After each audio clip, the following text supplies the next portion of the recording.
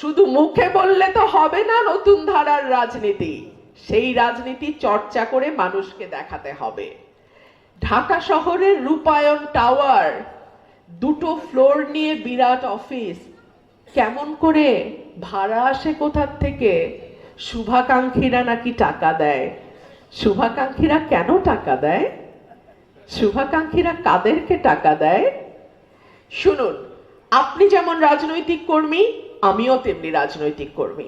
আমরা সকলেই জানি শুভাকাঙ্ক্ষীরা টাকা দেয় তখনই যখন তারা মনে করে যে দলটি আগামীতে হয়তো রাষ্ট্র ক্ষমতায় যাবে, রাষ্ট্র পরিচালনার দায়িত্বে যাবে। তখন নট নেসেসারিলি সবসময় কোনো অন্যায় কাজের জন্য, তাদের ব্যবসা বাণিজ্য যাতে তারা আর একটু ভালোভাবে চালাতে পারে সেজন্য তারা দলকে ফান্ডিং করে। এটা নতুন সংস্কৃতি না, এটা সেই পাকিস্তান আমল থেকে চলে আসছে। আপনারা ওয়েস্টে খবর নেন, ইউরোপ আমেরিকায় খবর নেন, সেখানেও কিন্তু বড় বড় ব্যবসায়ীরা রাজনৈতিক দলগুলোকে সহযোগিতা করে। কিন্তু কোন দলকে সহযোগিতা করে? যেই দলের ক্ষমতায় আছে বা ক্ষমতায় যাওয়ার সম্ভাবনা আছে। তাহলে কি আমরা ধরে নেব যে এনসিপি এখন ক্ষমতায় আছে?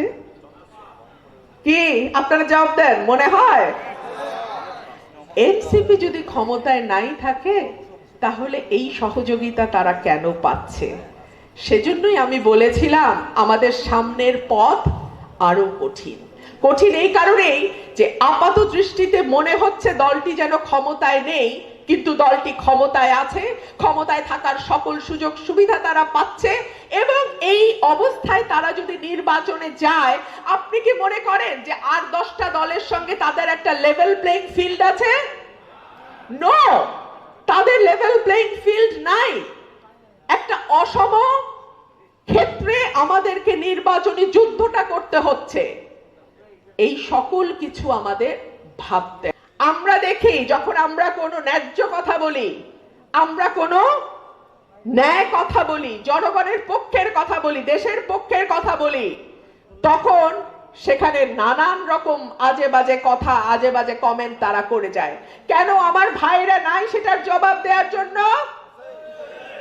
আপনাদেরকে সেগুলোর জবাব দিতে হবে। কোনো ফলস আইডি আমার খোলার দরকার নাই, আপনার খোলার দরকার নাই। আমার কোটি কোটি সমর্থক ভাই আছে, আমার কোটি কোটি সমর্থক বন্ধু আছে, আমার সহকর্মী আছে। আপনারা আমাদের পক্ষে কলম ধরবেন, আপনারা আমাদের পক্ষে সামাজিক যোগাযোগ মাধ্যমে লিখবেন, দলের পক্ষে লিখবেন, দলের যেটা মানে ভিশন, দল যেটা বলতে চায়, দল যেটা দেখতে চায়, সেটা আরো বেশি বেশি বেশি করে আপনারা প্রচার করবেন।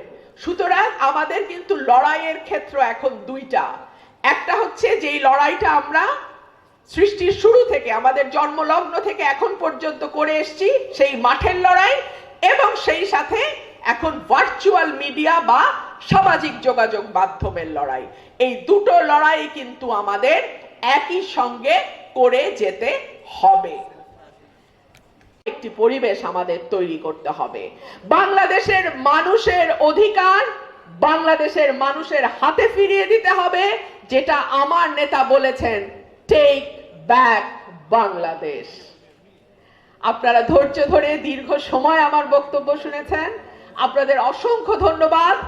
আশা করি আগামীর বাংলাদেশ, আমাদের স্বপ্নের বাংলাদেশ, বারবার যেমন নতুন করে ৭১-এর মুক্তিযুদ্ধ, ৯০-এর গণ অভ্যুত্থানের পরে বিএনপির হাত ধরেই আবার শুরু হয়েছিল, একইভাবে ২৪-এর গণ অভ্যুত্থানের পরেও যে নতুন বাংলাদেশ সূচিত হবে, সেটাও বিএনপির হাত ধরেই সূচিত হবে, জনাব তারেক রহমানের হাত ধরেই সূচিত হবে ইনশাআল্লাহ।